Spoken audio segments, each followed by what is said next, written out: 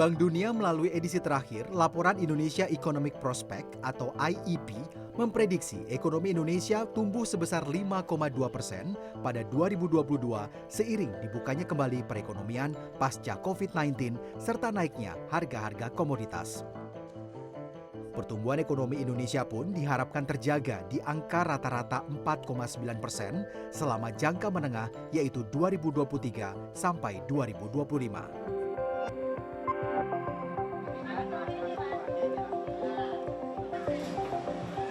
Indonesia memiliki ruang besar untuk mendorong pertumbuhan ekspor yang terkonsentrasi pada industri padat sumber daya dengan cara mendiversifikasi ekonominya.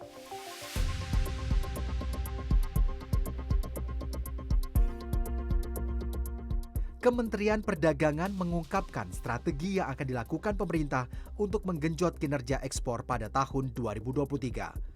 Upaya ini tidak hanya akan dilakukan lewat perjanjian dagang antar pemerintah, tetapi juga lewat sesama antar pelaku usaha. Kerja sama dagang lewat B2B dinilai bisa lebih cepat terrealisasi, terutama dalam memperluas pasar ekspor ke negara-negara non-tradisional.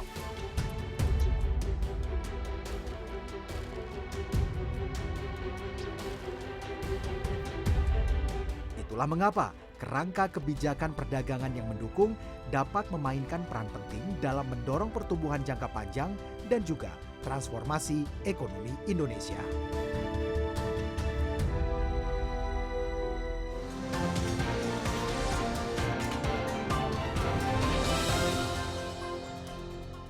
COVID-19 sempat meluluhlantahkan perekonomian Indonesia. Kita sempat terkoreksi, bahkan jauh di bawah pertumbuhan kita yang terbiasa. Tapi ternyata pasca COVID ini, kita melihat bahwa perekonomian Indonesia, roda ekonominya sudah semakin menggeliat. Bahkan pertumbuhan juga sudah positif. Kalau tidak salah pada akhir tahun 2022 ini kita bisa mencapai lebih dari 5% dan juga dari neraca perdagangannya juga surplus. Tentu saja ini merupakan suatu prestasi yang luar biasa, apalagi kita di tengah ancaman resesi global yang tentu saja harus kita antisipasi semua. Nah, apa saja ya strategi dan juga siasat yang perlu dilakukan oleh pemerintah untuk menjaga agar pertumbuhan perekonomian kita tetap sehat, ekspornya juga terus digenjot dan Indonesia bisa mencapai target-targetnya untuk mensejahterakan bangsa. Untuk itu saya sudah bergabung bersama Menteri Perdagangan kita Zulkifli Hasan untuk melihat apa-apa saja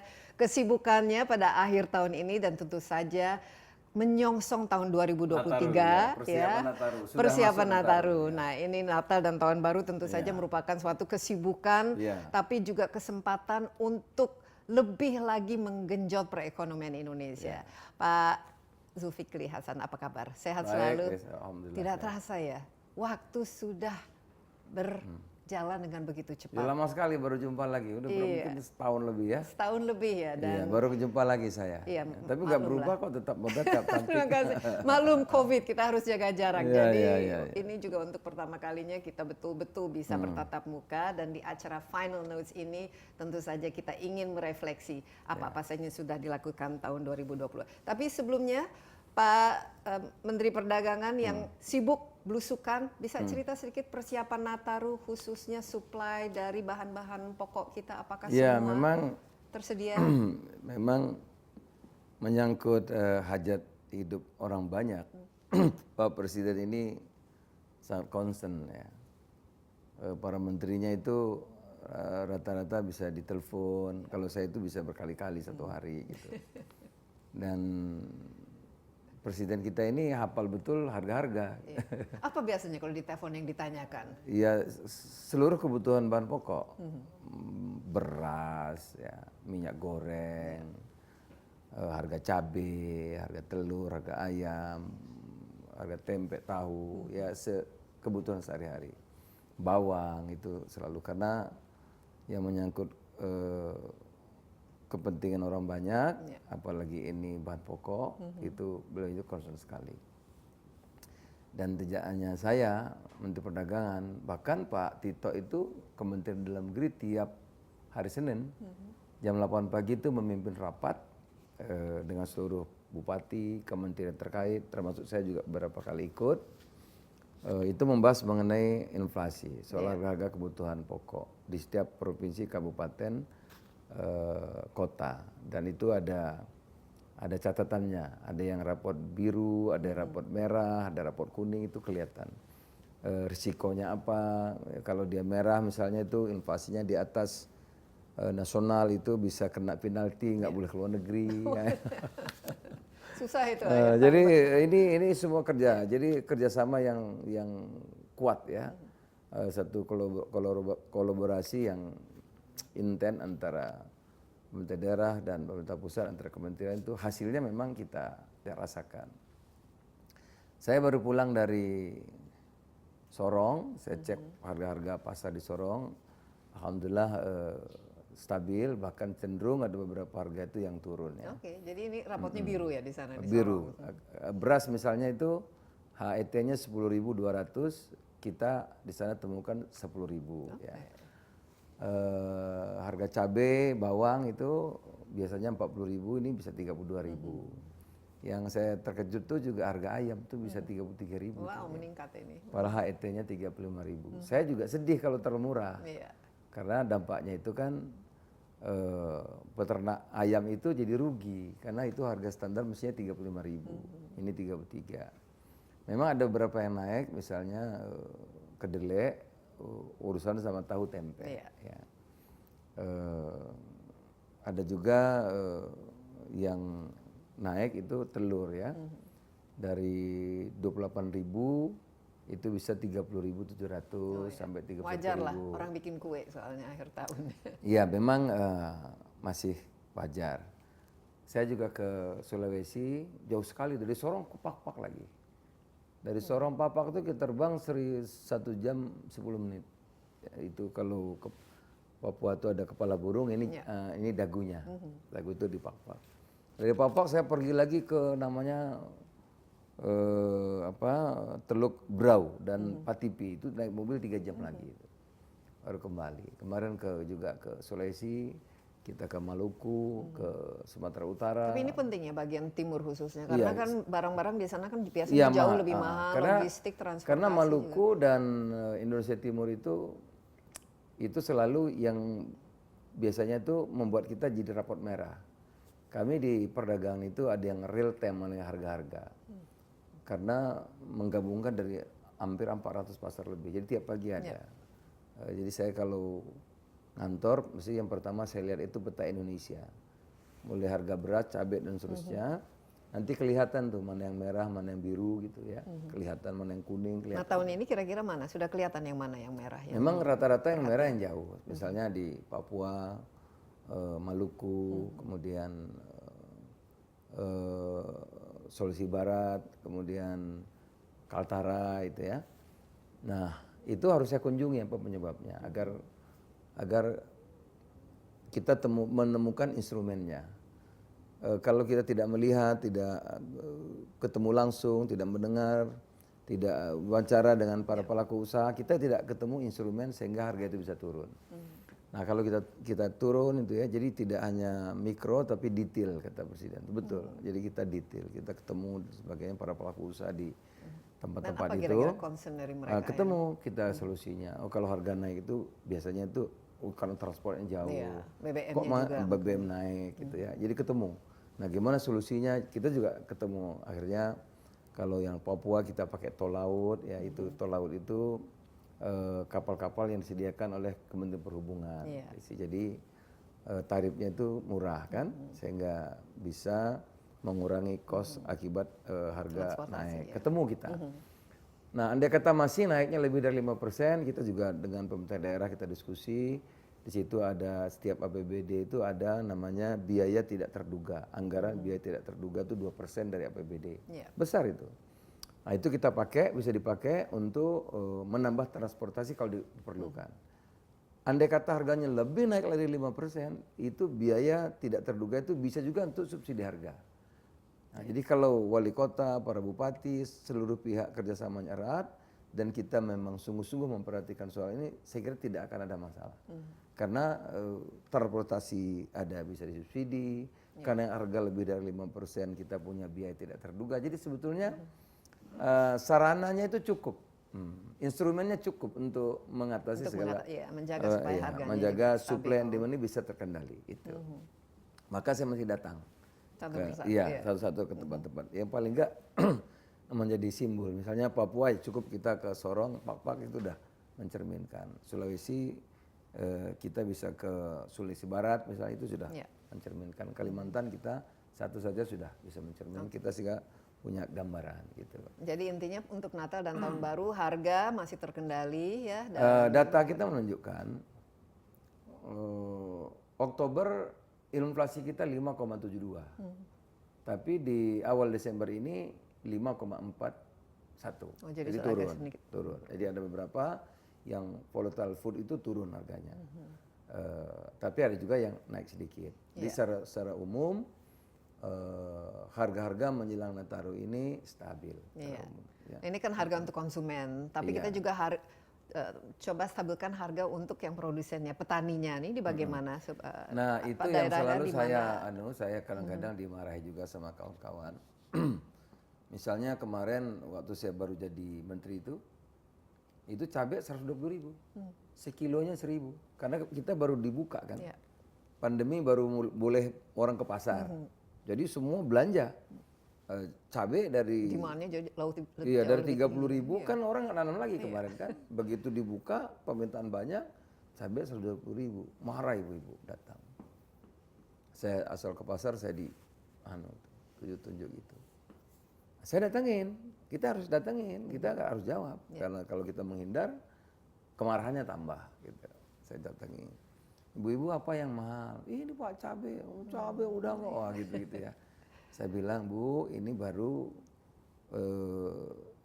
belum sebulan dan paling lama ini mahalnya 1 bulan 120.000. Ya ini wajar karena petani kemarin 2 tahun rugi. Kan petani itu saudara kita juga. Mohon dimaklumi sebulan ini harganya mahal. Nanti bulan depan turun. Sebulan ini aja Pak yang mahalnya. Iya, bulan depan insya Allah turun gitu. Waktu itu saya nebak-nebak sebetulnya. Tapi yang penting saya jawab dulu lah. Saya juga belum tahu, saya belum jadi menteri kan, belum tahu jawabannya. Tapi alhamdulillah pas sebulan turun juga. Tapi yang saya maksud, dengan kita datangi orang yang marah itu, kita jelaskan, orang itu punya harapan. Dengan ada harapan itu mereka jadi tenang. Gejolak hilang. Akhirnya pasar juga tenang gitu. Nah sekarang kita akan menjadi produsen baterai terbesar di dunia. Tapi itu nggak akan berarti apa-apa tanpa ada kebijakan ekosistem lanjutan.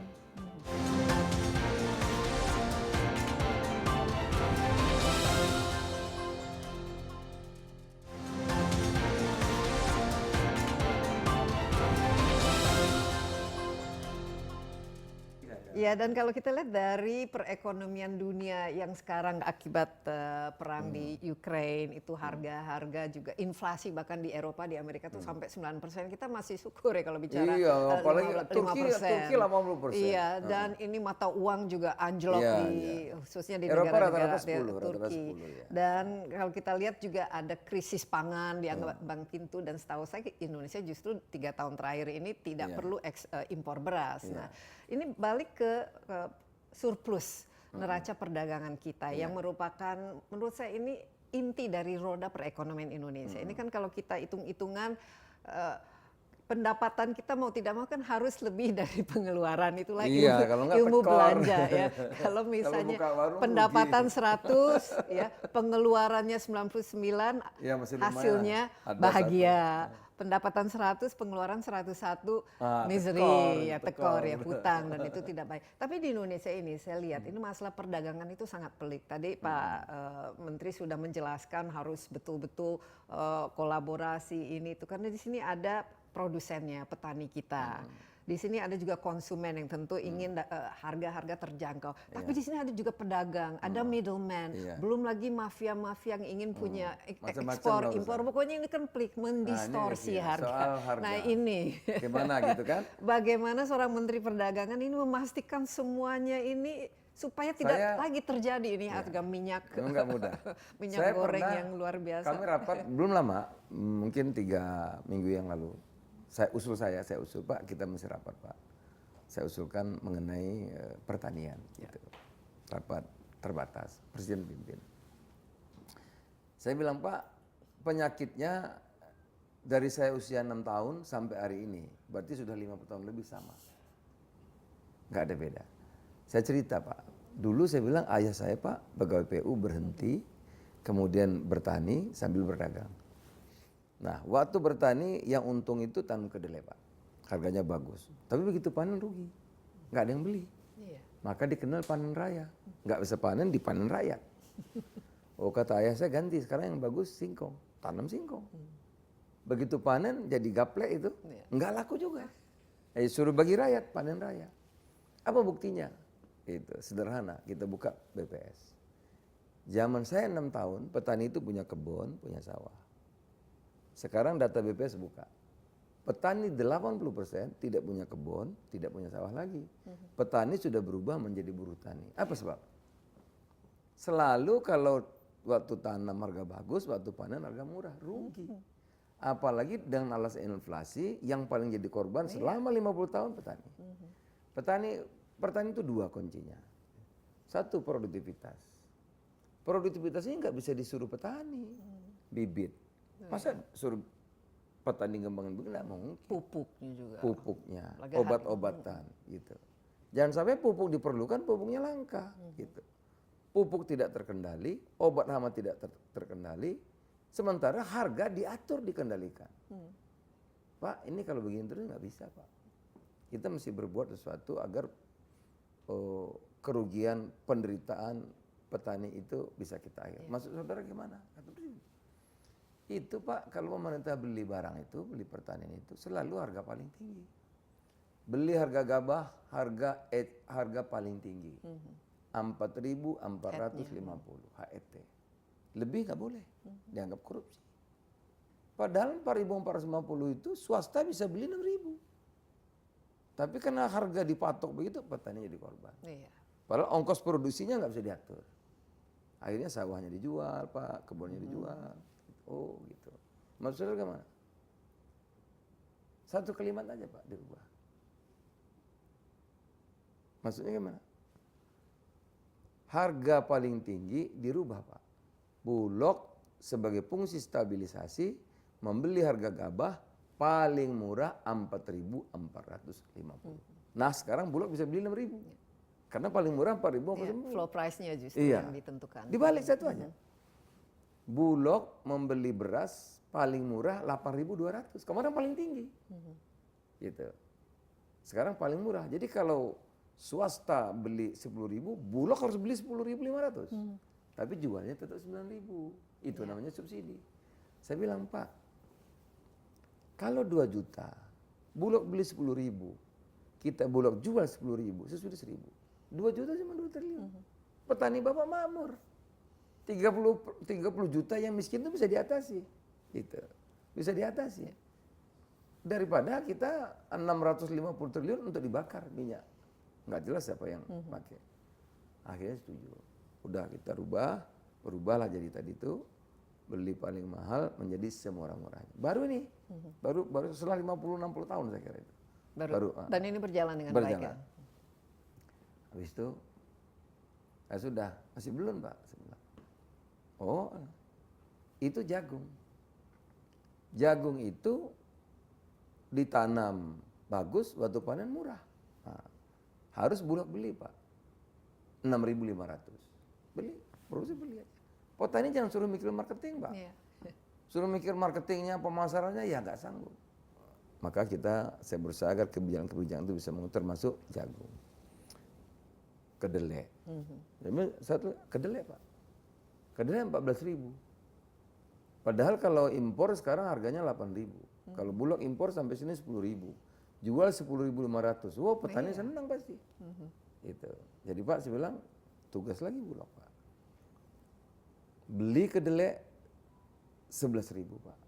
Kita jual 10.000. Itu orang Jawa senang semua Pak. Makan tempe sama tahu. Kalau saya kan ikan makan. Senang. Gitu.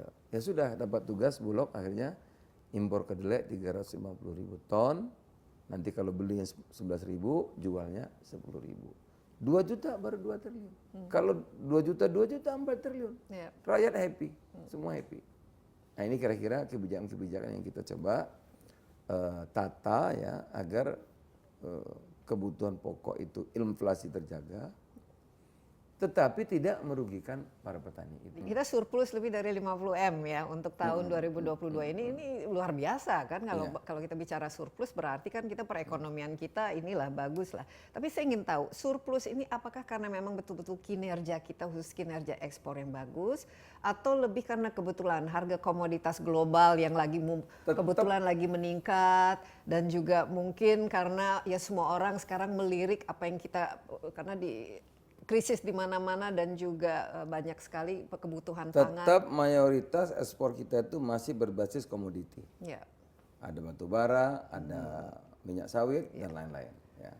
Nah oleh karena itu pemerintah bekerja keras, misalnya nikel itu sudah dilarang. Memang kita di Raw materialnya itu ya. dituntut oleh WTO kita kalah, tapi kita banding ya. Nah nikel ini dilarang untuk ekspor karena kita harus hilirisasi kan. Nah sekarang kita akan menjadi produsen baterai terbesar di dunia. Iya. Tapi itu nggak akan berarti apa-apa tanpa ada kebijakan ekosistem lanjutan.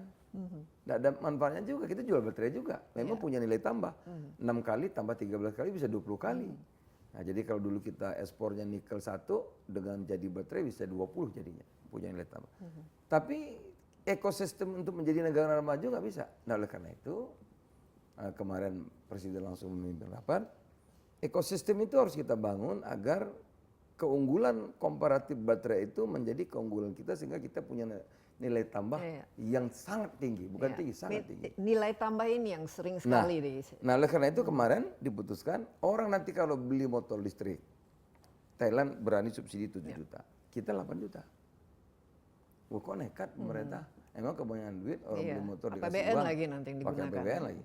Mobil Thailand kasih 70 juta. Presiden bilang kita kasih 80 juta. Wah emang kalau duit.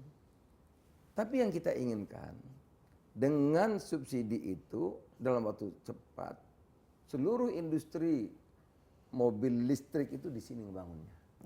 Gitu. Nah kalau sudah dibangun di sini, ya baterai orang lain nggak punya, Thailand nggak punya baterai, aja kita punya. Baterai kita punya, semua ekosistem itu jalan, maka nanti energi listrik itu kita menjadi pionirnya. Baru kita bisa tiru Korea gitu. Kalau tidak ya nggak bisa. Nah sehingga nanti seluruh kita harapkan nanti sebagian besar mobil listrik, motor listrik itu dibuat di sini, dari sini ekspornya. Apakah ke India, apakah ke Tiongkok, apakah ke Timur Tengah, kemana-mana. Nah inilah mimpinya ya. Ini mimpi kita. Maka sekarang dilanjutkan. Juni besok dilarang lagi nanti ekspor boksit. Itu akan diolah menjadi kemarin menjadi apa tuh bubuk. Sekarang akan ditingkatkan menjadi apa enggot apa namanya itu ya? Ya ingot yang enggot, sudah jadi ya sudah jadi itu. Nah sehingga punya nilai tambah tinggi dan itu nanti industri kendaraan itu bisa dibuat di sini. Gitu. Nah kalau itu jadi setelah bertahap sekali lagi tadi itu kita mungkin jadi Koreanya, gitu. Jadi pusat kendaraan listrik di dunia ada di Indonesia karena kita punya baterai. Gitu. Jadi kalau kita mau visi Indonesia Maju 2045, nggak mungkin dong kita itu begitu saja. Kita harus menguasai pasar dunia, baru kita bisa menjadi negara maju.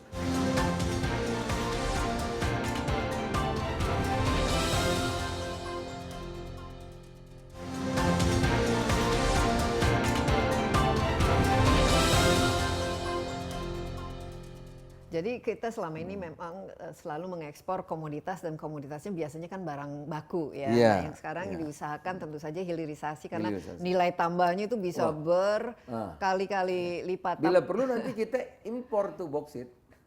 Impor bukan impor. Ya seperti misalnya dilakukan oleh Korea dan Jepang juga lo pernah ya. Jadi mereka yang mengolah kita justru membeli yang dengan nilai yang tingginya. Tapi jadi primadona ekspor kita ke depan nanti tuh profilnya kira-kira selain ya ini kan masih mimpi mengenai baterai dan juga motor motor dan listrik ini kita harapkan manufacturing. Tapi komoditas ini masih sangat-sangat penting ya. menghilirisasi misalnya produk-produk pertanian itu sendiri, itu bagaimana? Apalagi Nah, kita tidak bisa dengan batu bara lagi karena 5-10 tahun dari sekarang batu bara sudah berhenti, ya tidak akan ada lah istilahnya. Apa yang bisa menjadi andalan bagi Nah, kita kita ini ekspor kan sebetulnya berbasis komoditas? Kita ini kan dikasih keunggulan sumber daya alam, tapi itu nggak ada gunanya kalau SDM-nya tidak unggul kan. Ya. Nah, oleh karena itu misalnya begini, saya kemarin ke Banyuwangi ya. Di sana itu alpukat itu tinggal dilempar tumbuh, buahnya banyak. Jadi banyak betul alpukat, besar-besar. Saya bilang, Masya Allah ya, ini nggak bersyukur kita kalau nggak bisa memperdayakan. Iya. Itu namanya buah naga itu, besar-besar. Itu, bagus-bagus. Belum manggis gitu ya. Tapi nanti kalau panen, hari itu nggak laku, busuk. Iya, busuk. Ya, Jadi kita ini, nggak sustainable. nah kita memang harus arah ke sana yang memiliki nilai tambah. Saya pergi juga ke Indramayu, panen mangga, waduh. Kalau nggak musim mangga, 20.000. Begitu musim nggak laku, 1.000 aja nggak laku, dibuang busuk banget. Nah ini agrobisnis, kenapa kita tidak bisa mencontoh Thailand yang Itu ekosistemnya nggak terbangun. Begini, kita menjadi pejabat di pemerintahan, menjadi birokrasi, itu kan teorinya gini guys.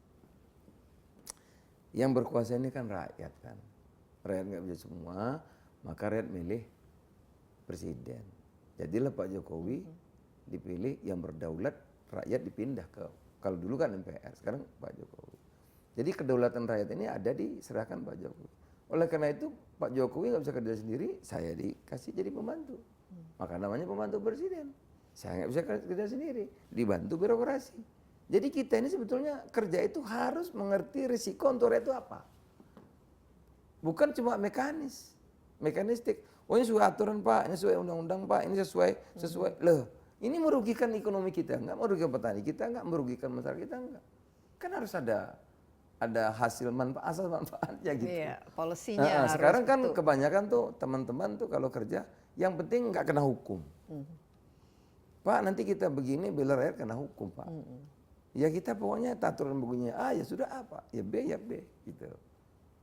Gitu. Kalau saya jangan begitu. Kita tetap, karena rakyat ini nggak ada yang bela. Kita dikasih kedaulatan untuk berpihak kepada dia. Iya. Kalau yang kuat kita tekan, dia menekan rakyat gitu. Misalnya ya importir macam-macam itu kan. Gitu. Nah, itu kita apa namanya? Nah, itu kan headache sendiri kan urusan ini kartel atau mafia impor. Ya itu makanya itu kan harus bagaimana menyelesaikan memang sekarang itu. maksud pemerintah tuh solusinya itu bagus sekali. Karena kemarin banyak masalah impor gula, impor minyak macam-macam itu ya. Nah, sekarang diatur. Ada lahir namanya Badan Pangan. Sebetulnya Badan Pangan itu melalui Perpres peraturan presiden, saya tidak berwenang lagi. Jadi sebetulnya kalau harga bergejolak itu bukan di Kemendak, karena sudah ada yang mengatur, ada Perpresnya. Tapi kan saya nggak bisa bilang ini bukan urusan saya, nggak bisa begitu. Nah dia disiapkan Badan Pangan yang bisa menghitung berapa banyak kebutuhan, ya kan? Kita ini negara besar. Nah bayangkan sih. Hari ini ayam bertelur dijual besok. Kalau banyak yang beli, harga naik. Iya. Kalau tidak banyak yang beli, harga turun. Hukum supply and demand lah. Ayam dipotong pagi ini, maka harga ayam di pasar pagi 35.000. Jam 9 turun 33.000. Jam 10 turun 32.000. Karena kalau nggak laku busuk. Iya. Nah, maka diadakan Badan Pangan, kita ini harus ada stok pangan. Nah, harus taruh di freezer. harus ada gudangnya. Ya. Gitu. Sama dengan mangga tadi, buah hari ini dijual hari ini, kalau nggak busuk gitu. Iya. Nah itu harus direncanakan. Kita punya jadi Badan betul-betul Pangan. jadi industri Iya, harus agrobisnis direncanakan. itu ya. Nah ini yang mesti ditata. Nah sekarang kita sudah ada namanya Badan Pangan. Apa semua selesai? Ya pelan-pelan. Memang ada budaya, ada yang ideal, tapi tentu ada tantangan. Ya bertahap saya kira. Tapi Pak Zulhas itu benar, harus benar-benar ekosistemnya itu Ekosistemnya. sebagai agribisnis, sebagai industri. Kalau kita lihat di Thailand, kan kalau kita keluar negeri kan itu buah-buah kaleng gitu, ada rambutan, ada duren, nangka. Saya selalu lihat ini made itu nggak ada satupun yang dari Indonesia. Ini kan Itulah, jadi padahal kita itu yang sumber daya.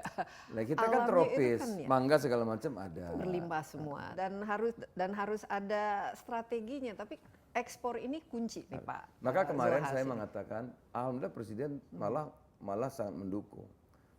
Pak, petani ini Pak, kita jangan produktivitas itu kan bibit Pak, pupuk, obat-obatan. Jangan dikasih mikir. Ya. Ini tugas pemerintah. 2, pemasaran. Jangan sudah produksi, Nggak ada terus pasarnya, jualnya ya. kemana? Pokoknya dia bikin tanamnya bagus, jual banyak berapapun dibeli. Nah, saya bilang itu cukup 1 tahun 100 triliun. Ada cabai, ada apa lagi jagung, ya kan? Iya. Beras dibeli oleh pemerintah.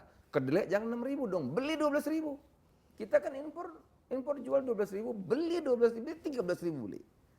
Orang mau tanam. Bibitnya gimana? Datangin itu. Yang apa? GMO, Nah, GMO. genetically modified. Iya. Jadi ya itu kedelai itu semua yang dari China, dari Amerika GMO Serikat semua, itu tapi yang, kita nggak boleh beli bibitnya. ya memang Karena nggak ada boleh. peraturan menteri nggak boleh. Karena mereka punya dan mereka juga punya patennya biasanya kalau Enggak, kita nggak boleh ngimpor karena ada peraturan menteri kita yang nggak boleh. Karena itu macam-macam. Saya bilang makannya boleh, masa bibitnya nggak boleh? Sekarang sudah boleh. sudah boleh. Sudah boleh. Jadi kalau nanam itu, Iya. GMO itu, jagung itu 7 bisa 12 ton. Iya. Kedelai bisa 3-4 ton. GMO. Ya dibeli aja 12.000 atau 13.000. Pak, cuma 100 triliun nggak habis setahun. Oke, tapi saya lebih mau fokus jualan daripada beli ya. Kalau beli ini kan cost ya. Beli ini Nah, pemerintah membantu membeli. Nah, pemerintah membeli itu petani kerjanya tanam. Ya. Kalau kedelainya banyak, bulog lebih, baru kayak Vietnam dia ekspor dengan harga yang murah. Tapi petani nggak rugi kan? ya, jadi kompetitif. Jagung kalau kita lebih banyak pasti lebih kan? Kalau bagus harganya lebih. Nanti jagung diekspor Malaysia perlu tuh banyak perlu, Thailand perlu. Iya. Kita jualnya 5.000 nggak apa-apa, belinya 6,5, subsidinya 1.500 gitu. Jadi itu kerjaan negara sebetulnya. Nah, tapi kalau dari segi ekspor jualan bukan saja komoditas pertanian, tapi kita kan dari dulu Indonesia kan unggulnya alas kaki misalnya, Nah, ini pakaian, kemudian satu lagi sawit kita ini menarik karena walaupun harga sawit kan memang sedang bagus ya, tapi pada intinya kan sawit kita kena masalah di Eropa. Karena ya macam-macam lah dianggap tidak sustainable dan lain sebagainya. Strategi kita untuk menggenjot ekspor secara keseluruhan, Pak Zulhas, tahun depan. Ini kita memang pasar tradisional itu barat, ya. Amerika Serikat masih. Iya barat tuh ya Eropa, Amerika, barat lah ya. Nah kita tahu barat sekarang ini kan melambat, Iya. bahkan resesi, gitu. Inflasinya. Jadi kalau kita mau visi Indonesia maju 2045, nggak mungkin dong kita itu begitu saja. Kita harus menguasai pasar dunia, baru kita bisa menjadi negara maju. Kalau nggak mustahil, nggak mungkin. Gitu. Harus mengekspansi Harus. pasar Nah, kemana-mana. oleh karena itu, saya semenjak 3 bulan yang lalu, misi saya nggak ke Eropa lagi nggak. Nah, saya lihat ya, India ini hampir 1,2 miliar kan orangnya, banyak betul. Manusia kalau jual mangga aja satu kali itu 1,2 miliar, bayangin besar sekali. Saya ke India, ya, Asia Selatan. Ya. Nah India ini punya uang, duitnya ada, pasarnya besar. Memang nggak mudah, orangnya kan susah kan. Ya. 1, 2, Bangladesh. Jangan Bangladesh itu miskin terus, Bangladesh punya duit juga. Dia bisa beli motor, dia bisa beli alas kaki, dia bisa beli makanan, udah punya uang gitu. 3, Pakistan.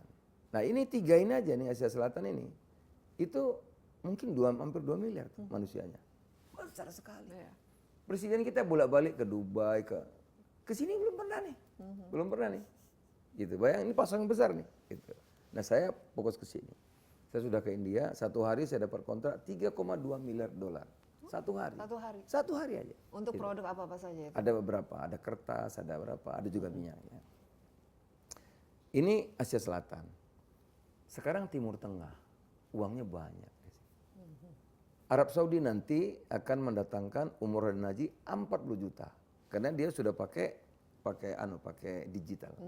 Jadi kalau nanti umrah tuh, kalau dulu bolak-balik bisa tahu, sekarang nggak boleh, hanya sekali. Nah, jadi dia bisa berlipat tuh kan. Dulu orang kalau Madinah itu ada namanya Raudhah, bolak-balik berjam-jam, sekarang nggak boleh, hanya sekali setengah jam, atur gitu. Jadi dia bisa dibatasi. Dibatasi. Jumlah orangnya jadi bisa jadi jauh banyak, lebih jadi bisa 40 juta. Bayangkan tuh pasar besar sekali. Belum yang lain, duit ada, minyak mahal, gas mahal, duit mah banyak. Gitu. Kita sekarang makan rendang tuh dari Thailand, makan ikan patin dari Vietnam, makan sayur orang kita, haji kita, duit kita. Nah ini kita perbaiki, ya. Tidak mudah, memang nggak mudah. Jadi perluasan Satu, pasar. pasar. Jadi ini yang saya fokus saya Timur Tengah. Berikutnya Afrika tuh 1 miliar. Punya uang sekarang Afrika tuh. Coba memang kalau kita kirim sepatu, kalau barat $100, ya dia kita harus bikin $20. 6 bulan rusak ya nggak apa-apa. Gitu. Tapi volumenya bisa ditingkatkan. Tapi besar 1 miliar ini Afrika. Gitu. Ini pasar baru. Gitu.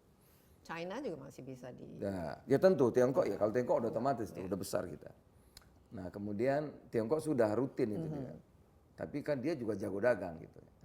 Nah kemudian tuh ASEAN sendiri kan bisa. Iya, ASEAN sudah. Kita tahun depan. Kita sudah RCEP sudah. RCEP itu sudah Region Comprehensive Economic Partnership, jadi sudah bebas ASEAN. Nah, kemudian Eropa Timur, Asia Tengah, bahkan Latin Amerika juga berkembang sekarang. Inilah yang sekarang kita buat. Saya sebagai Menteri Perdagangan ini, saya maraton. Kita buat tollway-nya. Karena kalau tidak sulit gitu. Apa tollway-nya? Untuk mengatasi Timur Tengah, Asia Tengah, Eropa Timur, Asia Selatan, kita bikin hub baru seperti Singapura, tapi UAE. Nah, United Arab Emirates. Ya di situ kita bikin base camp di situ. Dengan UAE kita sudah selesai menyiapkan tollway-nya itu perjanjian Comprehensive Economic Partnership Agreement. Mau kirim emas, mau kirim hasil pertanian, baju, pakai apa saja melalui UAE free. Nggak ada biaya tambahan. Seperti gitu dengan Singapura. Ini bisa diharapkan meningkatkan berapa persen dari ini pendapatan kita nih? Nah kita berharap kan misalnya ya target kita dengan Vietnam kemarin, Vietnam ya, dengan Trade Expo kemarin tuh, kita target tuh Trade Expo itu $10 miliar. Setelah kemarin saya tutup, kita mencapai 15,83 miliar US dollar kontrak dagang. Luar biasa. Itu ada dari Mesir, ada dari India, gitu-gitulah ya. Yang pasar-pasar yang baru ini. Nah, dari UAE, di Latin Amerika kami juga harus selesaikan penandatanganan mengenai perjanjian bebas itu dengan Chile.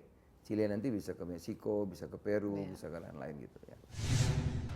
UMKM kita ini selain dia jualan langsung melalui dia juga kita sambungkan dengan marketplace. Dididik bagaimana packingnya, bagaimana cara motonya. Tapi ini harus ditemukan. Maksud saya itu ekosistemnya harus dibangun gitu.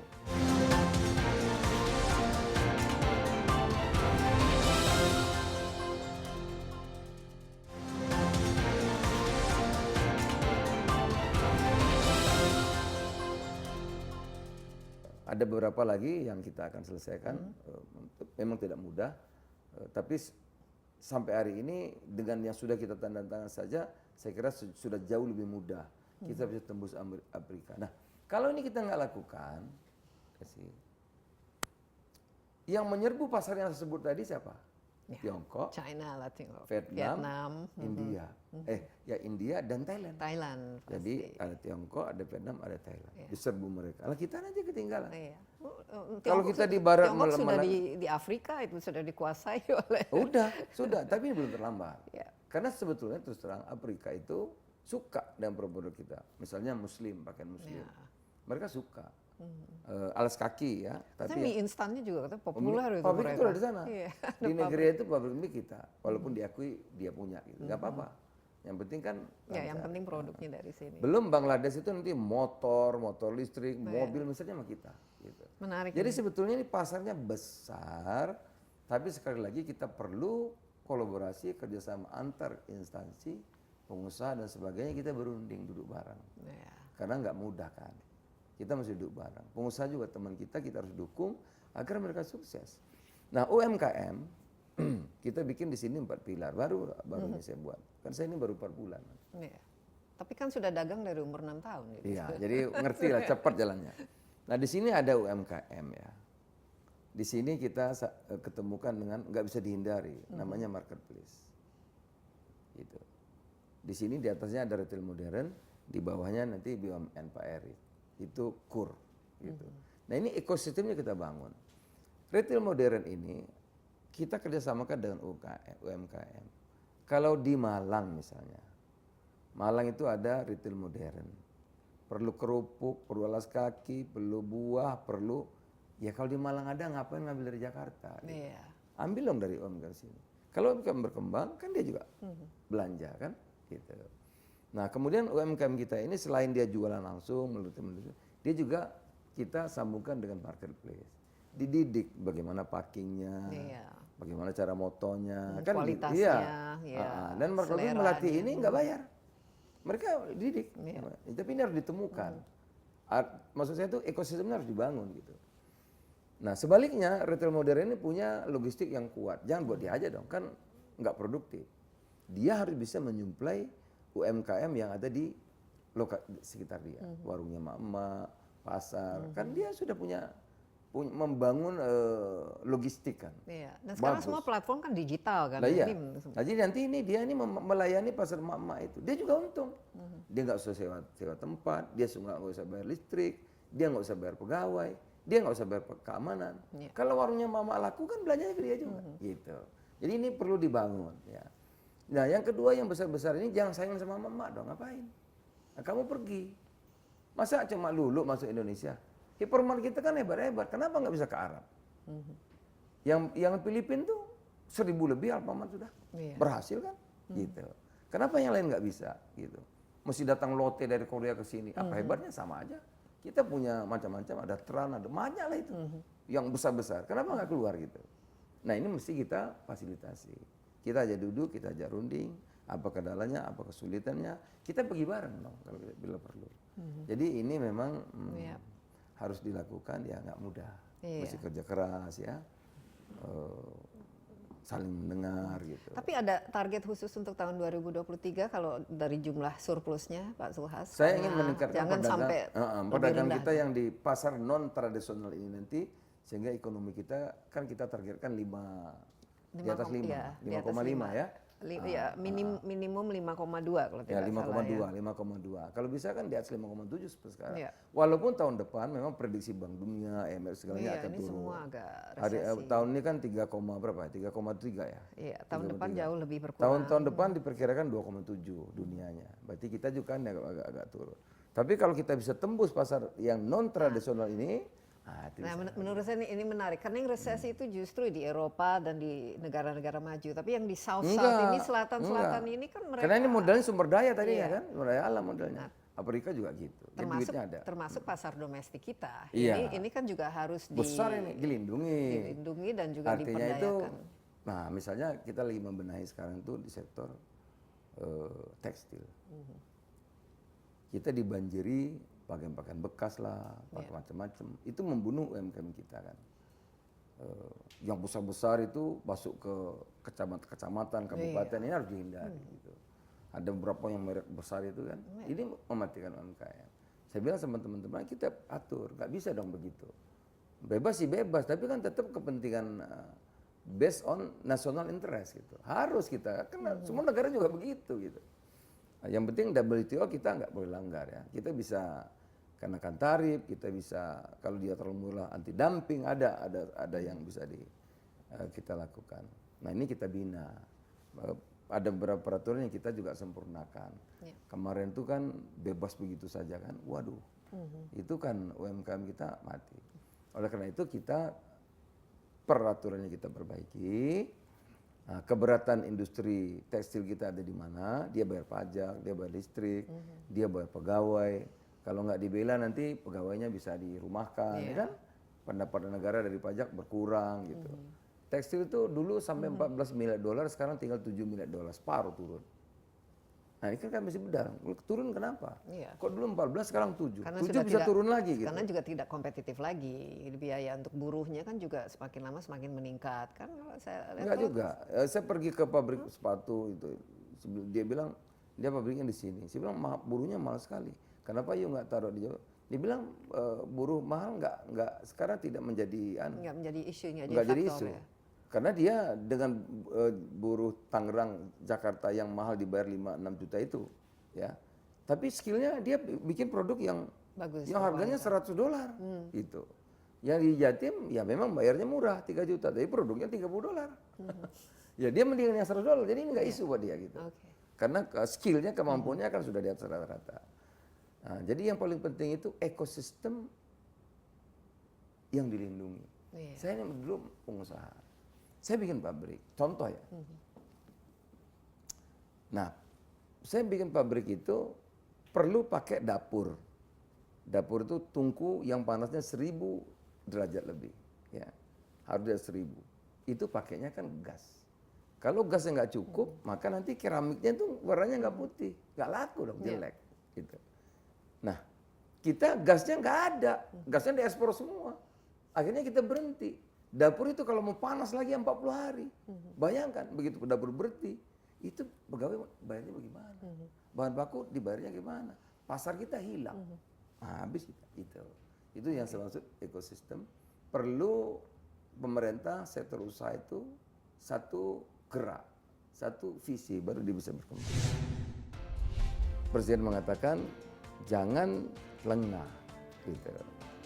Dan jangan merasa sini sudah pandemi sudah selesai, semua sudah selesai. Kita tetap harus waspada, tetap harus siaga, dan kita bekerja keras bersama-sama kolaborasi.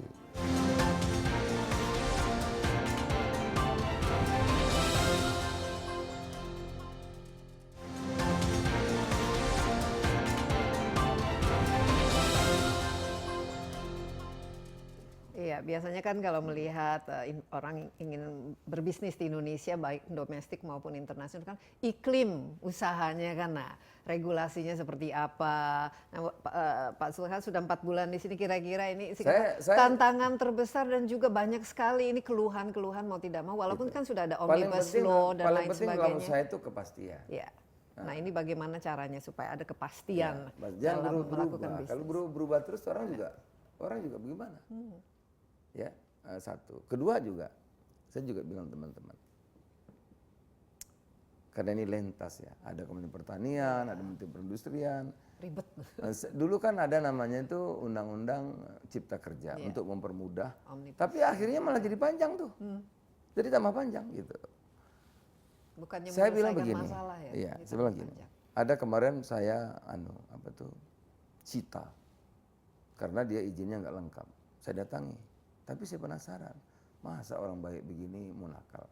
Menurut saya itu nggak mungkin dia mau nakal. Saya tanya, kenapa nggak memenuhi persyaratan? Pak, dia bilang, dia itu impor bahan baku untuk bikin susu. Bayangin tuh. Terus itu nyuplai pabrik-pabrik. Saya udah ngurus Pak, dia bilang itu berapa nggak dapat. Iya. Saya kalau telat Pak, ini pabrik susu tutup semua. Sudahlah Pak, daripada mereka tutup pegawainya nggak kerja segala macam, nggak apa-apa lah, saya dimarahin, terserah lah. Mau dihukum, ya impor. Dia masuk itu Pak, produk-produk dia. Terus karena nggak lengkap kita sita. Dalam hati saya kan dia nggak salah. Iya. Kasihan. Yang lalai kan kita lama gitu. Terus dia masih jadi korban. Nah jadi yang begini-begini mesti kita benahi. Ada lagi begini. Kalau saya bikin lampu ini, kan nggak cuma lampu kan. Ada bautnya, ada kabelnya. Nah bayangin kalau bautnya satu telat, itu lampunya kan nggak bisa jadi. Gitu. Yeah. Nah ini kita kan pelayanan nggak bisa dong masa bodoh. Kalau dia rugi, masalah kan perusahaan kita, usaha kita, Indonesia merah putih. Nah saya kira semangat seperti itu perlu gitu ya. Ada kepastian, ada aturan yang nggak berubah-ubah. Contoh lagi misalnya, saya kemarin didatangi banyak orang juga. Pak kita ini lagi ngandalkan komoditi Pak.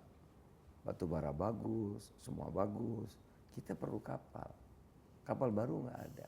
Oh ya, jadi gimana? Kapal bekas, saya sudah lengkap syaratnya, tapi nggak bisa masuk. Kenapa? Itu katanya ada Permendak. Apa itu? Oh, ini. Jadi Permendaknya begini. Permendak itu sebenarnya segini. Dulu kalau masuk barang bekas itu kan menurut saya yang paling penting kan layak. Siapa yang memberikan sertifikat kelayakan? Ini kapal ini layak.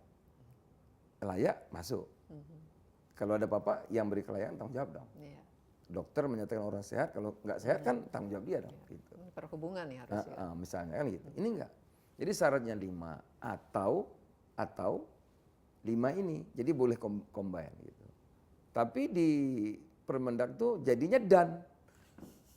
Ini dan ini. Sama juga nggak boleh. Gitu.